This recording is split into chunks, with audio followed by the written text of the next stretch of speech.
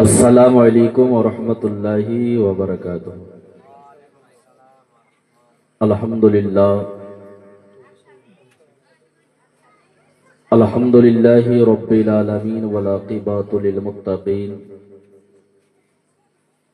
वस्सलातु वस्सलामु अला सय्यिदिल अंबियाइ वल मुरसलीन।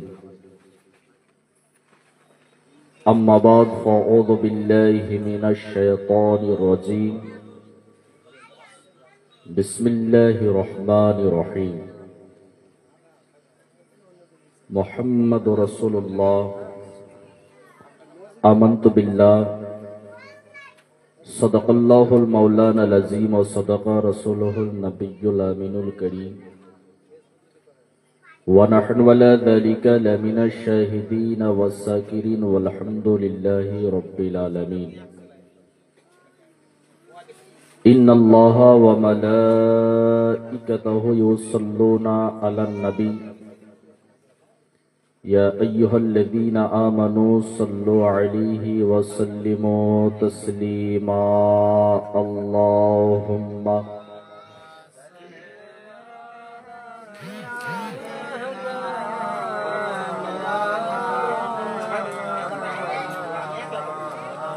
वला अली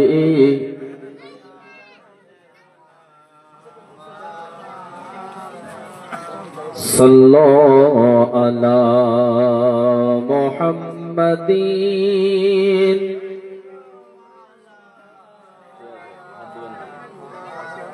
हरदम ज़बान शनी कलो पाक नबी मोहम्मद हरदम ज़बान शफीअना मोहम्मद सल्लल्लाहु तआला अलैहि वसल्लम। मोहम्मद की मोहब्बत दीन हक़ की शर्ते अव्वल है। मोहम्मद की मोहब्बत दीन हक़ की शर्ते अव्वल है। गर हो इसी में कुछ खामी तो सब कुछ नामुकम्मल है। रहमत रसूल पाक की हर साई पर आम है। रहमत रसूल पाक की हर साई पर आम है। हर गुल में हर सजर में मोहम्मद मुस्तफ़ा का नाम है। समस्त प्रशंसा महान रब्बुल आलमीनेर जन्य। तिनार परिपुरे तिनार प्रिय हबीब दयार नबी आका मौला मुस्तफ़ा नबी मोहम्मद रसूलुल्लाह सल्लल्लाहु ताला अलैहि वसल्लमेर प्रति अगणित दरुद सालाम शांतिर धारा अर्पित होक बर्षित होक नाजिल होक प्रत्येके पढ़ुन अल्लाहुम्मा आमीन। खुतबार परे परे पड़ेছি मोहम्मद रसूलुल्लाह। एर बांगला अर्थ होच्छे जे मोहम्मद मुस्ताफा आल्लाहर रसूल। जोरे बोलेन सुबहानाल्लाह। आरेकटु मोहब्बते बोलेन शुरूतेई जदि एरकम किपटामो करे सिन्नी देওয়ার সময় তখন আমরাও কিপটামো করব।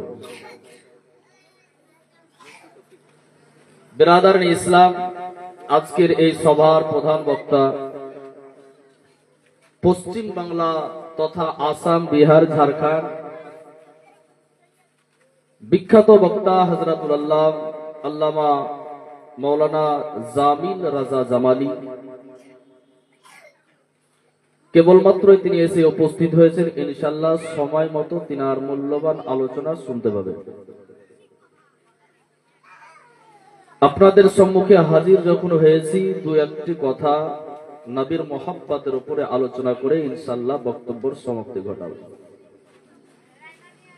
বর্তমান যুগে বর্তমান সময় নবীর যে মোহাব্বত, নবীর ভালোবাসা জাহির করতে গিয়ে প্রকাশ করতে গিয়ে জেল খাটতে হচ্ছে। ভুল বলছি? নবীর মোহাব্বত প্রকাশ করতে গিয়ে জেলে যেতে হচ্ছে। এর চাইতে আনন্দ আর কিসে আছে? মানুষ ভাইয়ে ভাইয়ে বাপের জায়গা জমি নিয়ে ফাটাফাটি করে জেল খাটে। বাপ বেটাতে মার্ডার করা করে নিয়ে জেল খাটে। হ্যাঁ, বিভিন্ন রকমের কেসে মানুষ জেল খাটে। ওই জেল খাটা আলাদা, আর আমার দয়ার নবী মুস্তাফার নামে আই লাভ মোহাম্মদ বলাতে জেল খাটার স্বাদ হচ্ছে আলাদা। এইরকম মোহাব্বতের জেলের আসামি খুব কমই পাওয়া যায়। বিরাদার ইসলাম, আমার নবীর মোহাব্বত দুনিয়ার মানুষ প্রকাশ করতে গিয়ে এই বাচ্চা এলাকার নিজের বাচ্চা একটু ধরে নেন, বাবু বসো, বুঝছো, ওরকম করতে হয় না, লাফালাফি করতে হয় না, চুপচাপ বসে থাকো। নবীর মোহাব্বত আমরা প্রকাশ করতে গিয়ে আপনি গোটা দুনিয়ার মানুষকে আই লাভ ইউ বলেন আর আই লাভ ইউ টু বলেন, কোনো ক্ষতি নাই। আর আমার নবীর নামে আই লাভ মোহাম্মদ বলাতে আপনাকে জেলে যেতে হচ্ছে। বিরাদার ইসলাম, আমার নবীর মোহাব্বত, আমার নবীর নাম পৃথিবীর জমিনে এমন কোন বাপের বেটার জন্ম হয়নি যে মিটিয়ে দিতে পারে। বিরাদার ইসলাম, জালিমেরা অত্যাচার করে জুলুম করে আপনার পোস্টার থেকে মোহাম্মদের নামটা কেটে দিতে পারে, সেটা তাদের দ্বারাই সম্ভব হতে পারে। পেপার থেকে মোহাম্মদ শব্দটা কেটে দিতে পারে, হ্যান্ডবিল থেকে, ব্যানার থেকে মোহাম্মদ শব্দটাকে কেটে দিতে পারে। খোদার কসম করে বলি, গোটা দুনিয়ার জায়গা থেকে যদি নবী মুস্তাফার মোহাম্মদের নামটাকে কেটে দিতে পারে, যদি সম্ভব হতে পারে, কিন্তু খোদার কসম নবীর আশিক যারা, আশিকের দিলে যে নবীর প্রতি মোহাম্মদ, সেটা কখনো মিটাতে পারবে না। এটা কেউ পারবে? আপনার আমার অন্তরের ভিতর থেকে নবীর মোহাম্মদ কেউ দূর করতে পারবে? যতদিন পর্যন্ত, যতক্ষণ পর্যন্ত আমাদের মধ্যে ঈমান ঠিক থাকবে, ততক্ষণ পর্যন্ত কোনো বেটার ক্ষমতা নাই যে আপনার নবীর নামটা আপনার কাছ থেকে মিটিয়ে দিতে পারে। বিরাদারান ইসলাম, এখন মানুষ বিশাল বড় একটা আতঙ্কে রয়েছে। সেটা কি? যে নাকি ভারত ছাড়তে হবে। একজন শায়ের লিখছেন, এ ভারত কিসি কা বাপ কা নাহি বলকে খাজায়ে পাক কা হ্যায়। এই ভারত কারো বাপের দেশ নয়, এই ভারত হচ্ছে খাজায়ে পাকের দেশ। বিরাদারান ইসলাম, নবীর মোহাব্বত কেমন করা দরকার? আল্লাহর নবীর বিখ্যাত সাহাবী হযরতে আবু বকর সিদ্দিক রাদিয়াল্লাহু তাআলা আনহুকে একদিন আমার নবী পাক নিজের হাত থেকে আংটি মুবারক খুলে দিলেন। কেমন নবীর মোহাব্বত দেখেন। আংটি মুবারক খুলে দিয়ে আবু বকর সিদ্দিককে বলে, আবু বকর, তুমি এই আংটিটা নিয়ে দোকানে চলে যাও, আর যাওয়ার পরে এই আংটির উপরে লা ইলাহা ইল্লাল্লাহ লিখে নিয়ে এসো। নবী বললেন, লা ইলাহা ইল্লাল্লাহ এইটুকু তুমি এই আমার আংটির উপরে লিখে নিয়ে এসো। আবু বকর সিদ্দিক চলে গেলেন। যাওয়ার পর দোকানে গিয়ে আমার নবী পাক লিখতে বলেছেন লা ইলাহা ইল্লাল্লাহ, আর আবু বকর সিদ্দিক গিয়ে দোকানদারকে বলছে, ভাই আংটির উপরে লিখে দাও লা ইলাহা ইল্লাল্লাহ মুহাম্মাদুর রাসূলুল্লাহ। জোরে বলে, একটু মহব্বতে বলতে হবে। নবী বলেছেন আবু বকর লা ইলাহা ইল্লাল্লাহ লিখে নিয়ে আসবে, আর আবু বকর সিদ্দিক ওই আংটির উপরে লা ইলাহা ইল্লাল্লাহর পাশে মুহাম্মাদুর রাসূলুল্লাহটা লিখে নিয়েছে। আজিজানে মুহতারাম, লিখে নিয়ে এসে নবী মুস্তাফার হাতে আংটিটা তুলে দিলেন। যখনই হাতে তুলে দিয়েছেন তো আমার নবী পাক দেখছেন যে লা ইলাহা ইল্লাল্লাহ, তারপরে লেখা আছে মুহাম্মাদুর রাসূলুল্লাহ, তারপরে লেখা আছে আবু বকর সিদ্দিক। জোরে বলেন সুবহানাল্লাহ। নবী লিখতে বলেছেন একটা, আবু বকর সিদ্দিক লিখেছেন দুটা, কিন্তু আংটির উপরে নাম লেখা আছে তিনটা। আল্লাহর নাম, নবীর নাম, আর আবু বকর সিদ্দিকের নাম। আর একটা নাম এলো কোথা থেকে? কে লিখা করালো? কে লিখলো? কেনই বা লিখলো? তার কারণটা কি? আবু বকর সিদ্দিক আমার দয়ার নবী বলে, আবু বকর, আমি তোমাকে আংটির উপরে লা ইলাহা ইল্লাল্লাহ লিখতে বলেছি, এই বাড়তিগুলো কেন? এই বাড়তিগুলো কেন?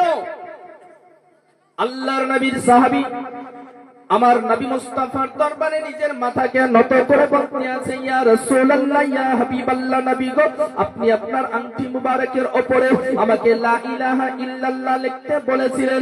আমি এই আংটিটা নিয়ে দোকানের দিকে যখন চলতেছিলাম গো নবী, আমি আবু বকর আমার কলেজাতে যেন আঘাত পাচ্ছিল। আমি আবু বকর বড় চিন্তিত হয়ে গিয়েছিলাম গো নবী।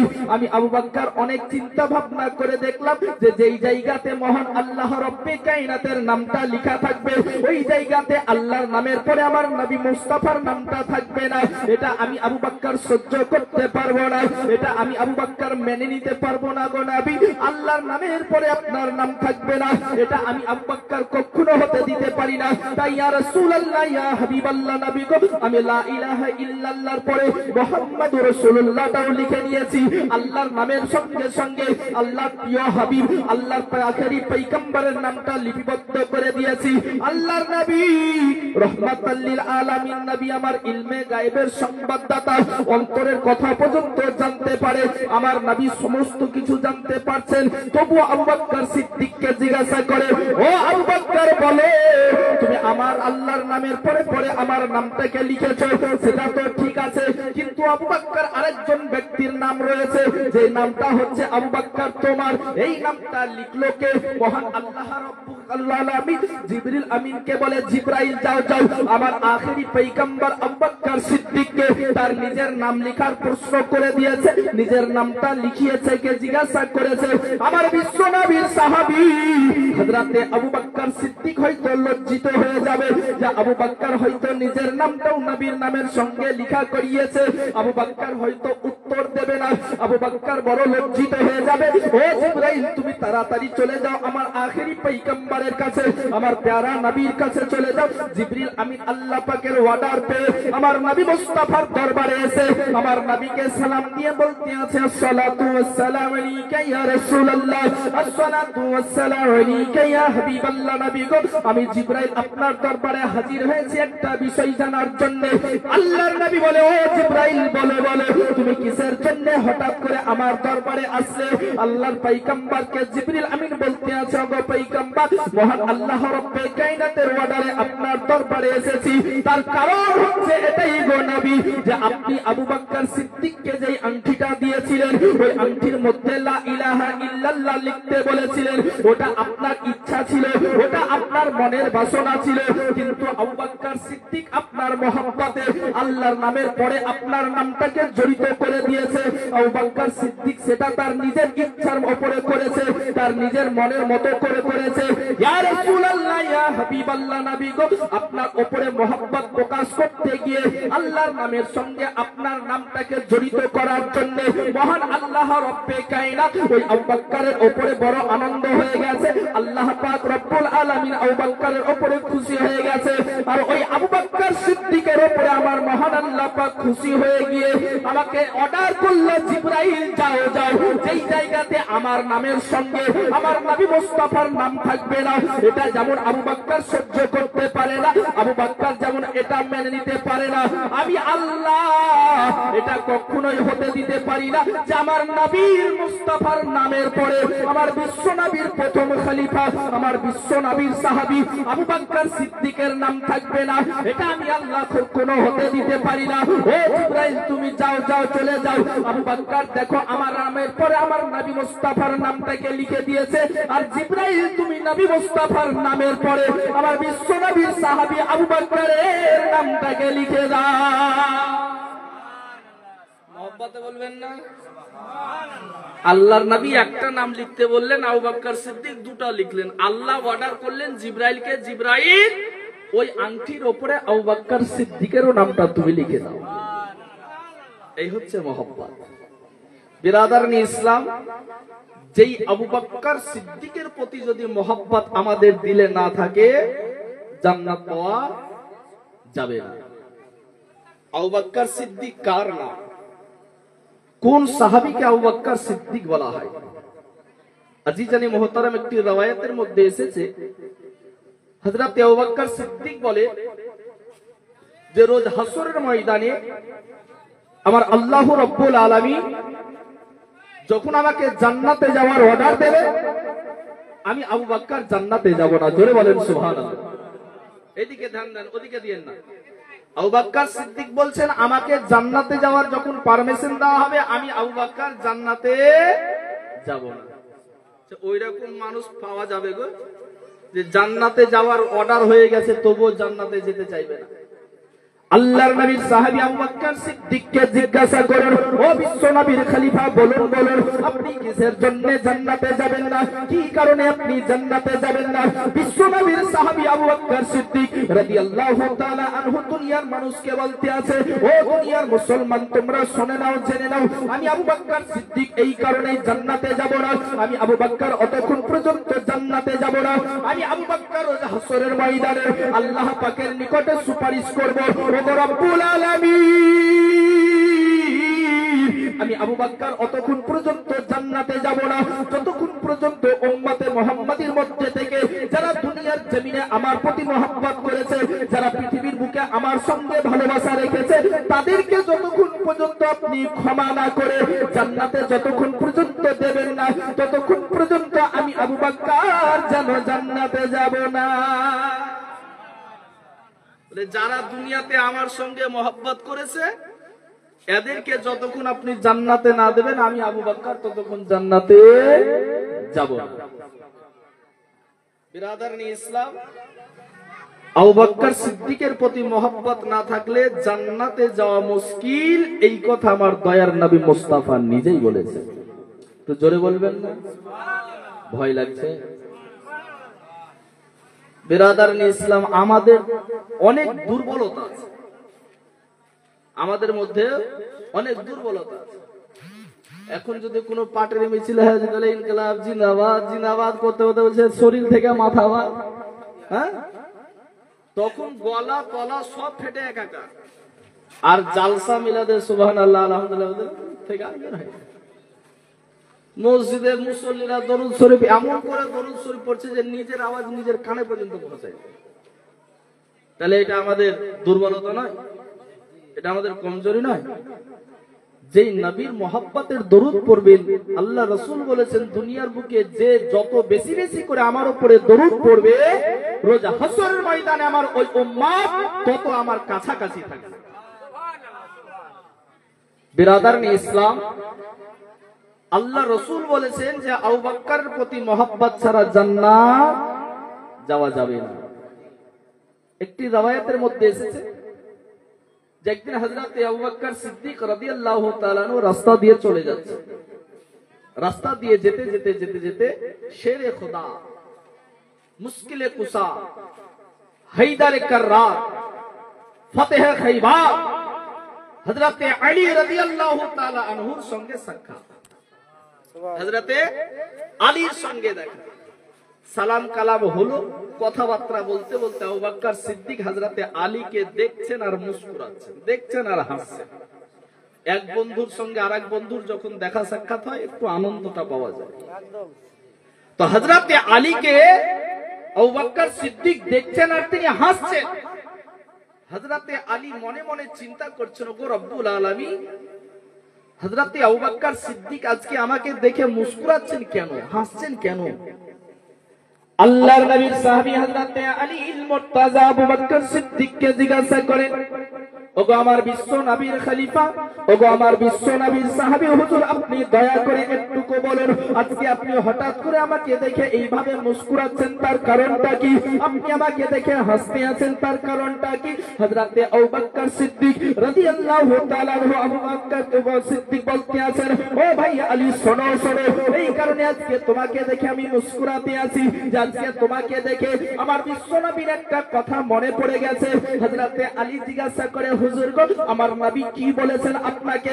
ওই কথাটা কি আমি আলী জানতে পারি না? ওই কথাটা কি আমি শুনতে পারি না?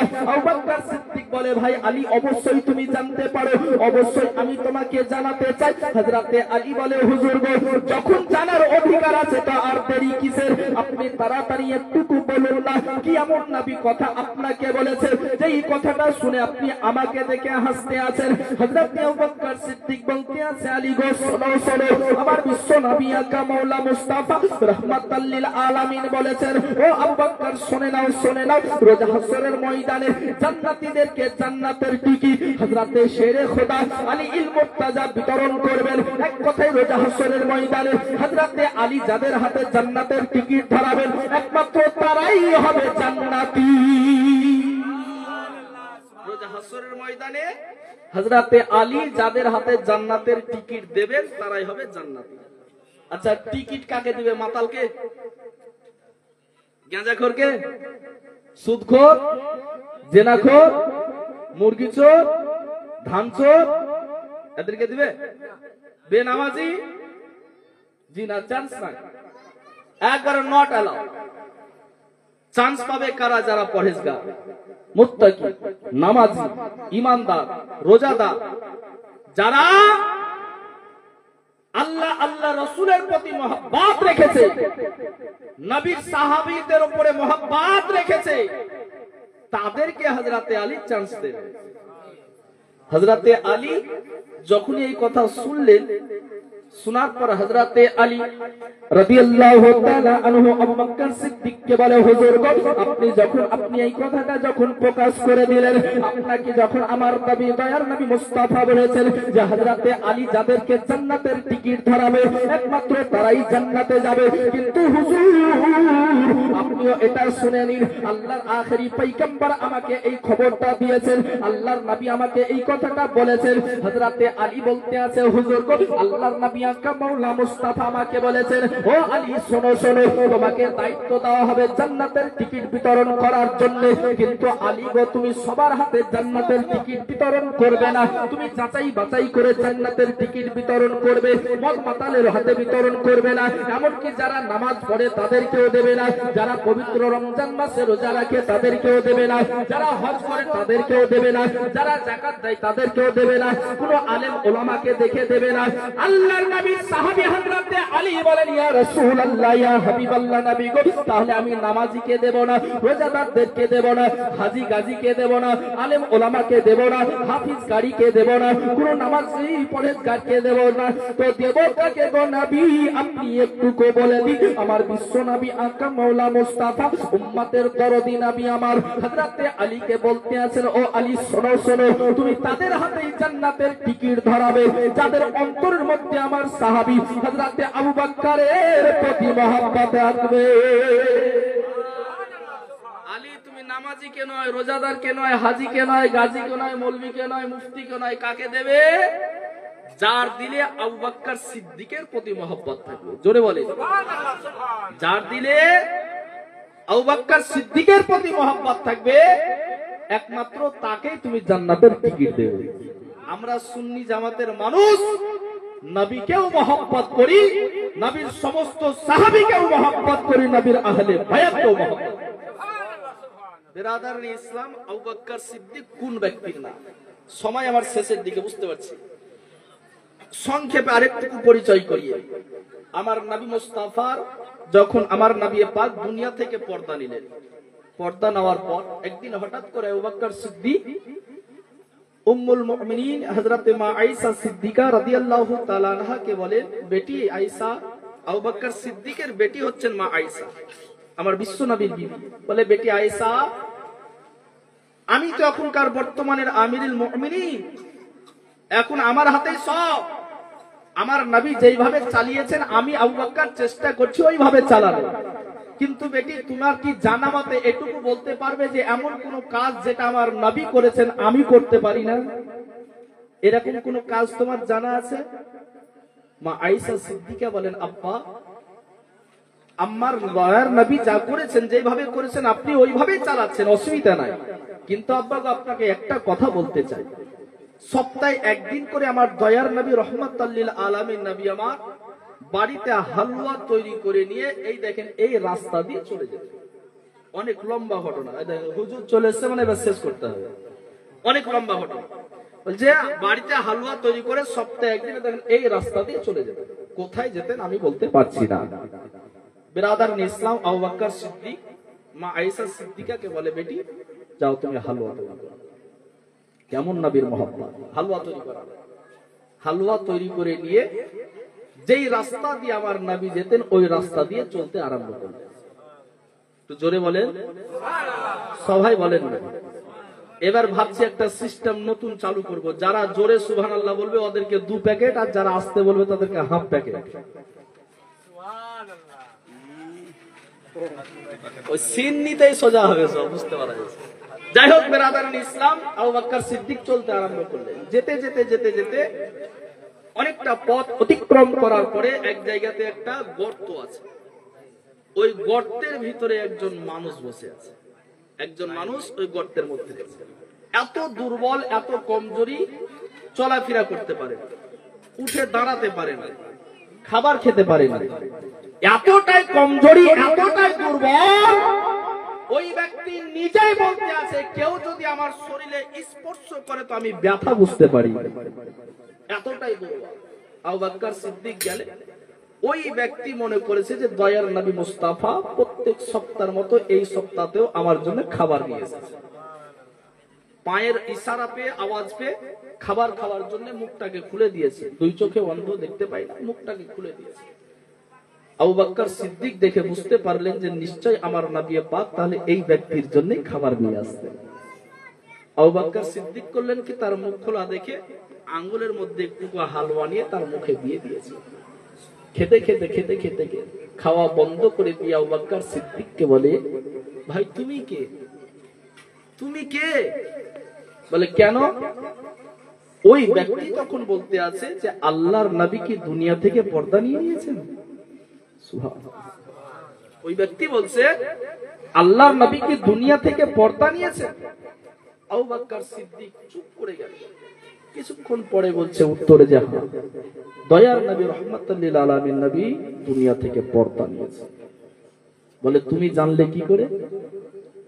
ওই ব্যক্তি তখন বলতে আছে যে নবী পাক প্রত্যেক সপ্তাহে একদিন করে আমার জন্য খাবার নিয়ে আসতেন। আপনি যেমন আজকে নিয়ে এসেছেন, নবী নিয়ে আসতেন। নিয়ে আসার পরে নিজে খাবার খাইয়ে দিতেন। আমি তখনই বুঝতে পেরে গেছি যে আমার নবী যেইভাবে খাবার নিয়ে আসতেন আপনিও খাবার নিয়ে এসেছেন। আমার নবী নিজে খাইয়ে দিতেন, আপনিও খাইয়ে দিলেন, কিন্তু আসার মধ্যে পার্থক্য নাই, খাবারের মধ্যে কোনো পার্থক্য নাই। পার্থক্য একটাই, যেটা হচ্ছে খাবার খাওয়ানোর মধ্যে পার্থক্য। খাবার খাওয়ানোর মধ্যে পার্থক্য। আবু বকর সিদ্দিক বলেন কেন?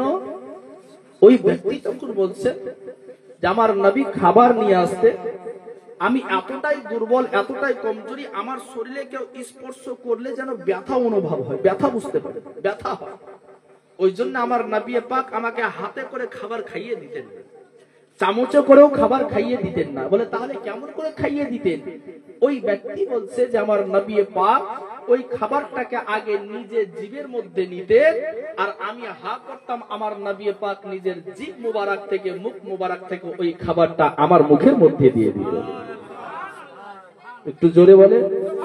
ওই খাবারটা আমার মুখের মধ্যে দিয়ে দিতেন, তার কারণ যেন আমার শরীরের সঙ্গে নবী মুস্তাফার শরীরের স্পর্শ না হয়, আমি যেন ব্যথা অনুভব না করতে পারি, আমার শরীরে যেন কোন রকমের ব্যথা না লাগে বলে আমার নবী পাক ওইভাবে আমাকে খাবার খাইয়ে যেতেন। কিন্তু খাবার নিয়ে আসার নিয়মটাও ঠিক আছে, খাবারও ঠিক আছে, কিন্তু খাবার খাওয়ানোর নিয়মটা দেখে আমি বুঝতে পারলাম যে দয়ার নবী আর দুনিয়াতে নাই। হে ভাই তুমি কে সেটা একটুকু বলো। আবু বকর সিদ্দিক চোখের পানিকে ঝরিয়ে বলতে আছে, আমি হচ্ছি ওই নবী মুস্তাফারই গোলাম, যেই নবী পাক আপনার জন্য খাবার নিয়ে আসতেন, যেই নবী পাক মুখে করে খাবার আপনাকে খাইয়ে দিতেন, ওই নবীর সাহাবী আমি আবু বকর। হে বিরাদার ইসলাম, ওই ব্যক্তির কাছ থেকে আবু বকর সিদ্দিক পরিচয় জানতে চাইলেন, তো ওই ব্যক্তি বলছে যে আমি একজন ইহুদি। ওই ব্যক্তি বলছে আমি একজন ইহুদি, মুসলমান নয়, কোন সাহাবীও নয়। বলছে ইহুদি। ইহুদির সম্মান কিভাবে করছে? ইহুদির খেদমত আমার নবী করেছে। ওই ইহুদির দিলের মধ্যে পরিবর্তন চলে আসে। ইহুদি চিন্তা করলো যে না, এই গোলামের যদি এই অবস্থা হয় তো আকার অবস্থা কি হতে পারে, খাদিমের যদি এই অবস্থা হয় বাদশার অবস্থা কি হতে পারে। হে বেরাদার ইসলাম, ওই ইহুদি আবু বকর সিদ্দিককে বলে, আবু বকর আমি আর সহ্য করতে পারি না, আমি আর থাকতে পারি না, তুমি তাড়াতাড়ি আমাকে ওই নবী কালমা পড়িয়ে এখন মুসলমান বানিয়ে দাও। ওমা আলাইনা ইল্লাল বালাগ। আসসালামু আলাইকুম ওয়া রাহমাতুল্লাহ। যাই হোক, এবারে আপনাদের সম্মুখে আসছেন আপনাদের সন্তোষপুর দেওয়ানপাড়া জুম্মা মসজিদের যোগ্য বিজ্ঞ অভিজ্ঞ ইমাম সাহেব, আলোড়ন সৃষ্টিকারী যুক্তিবাদী জীবনী বক্তা হযরতুল আল্লামা মাওলানা কারি শামসুদ্দিন রাজভী, তিনার ইস্তেকবালের জন্য একবার মহব্বতে নারা লাগান, নারে তাকবীর, নারে তাকবীর, নারে রিসালাত, মাসলাকে আলা হযরত, ফৈজানে আলা হযরত, উলামায়ে আহলে সুন্নাত, নারে তাকবীর, নারে রিসালাত।